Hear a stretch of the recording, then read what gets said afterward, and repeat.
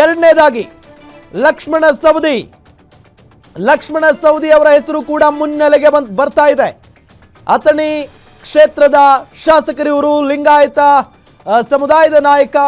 ಬಿಜೆಪಿಯಿಂದ ಕಾಂಗ್ರೆಸ್ಗೆ ಬರುವಾಗ ಆಫರ್ ಕೊಟ್ಟಿದ್ರು ಡಿ.ಕೆ. ಶಿವಕುಮಾರ್ ಅವರು. ಇವರಿಗೆ ಸಚಿವ ಸ್ಥಾನ ನೀಡುವ ಭರವಸೆಯನ್ನ ಕೊಟ್ಟಿದ್ರು ಡಿ.ಕೆ. ಶಿವಕುಮಾರ್ ಅವರು.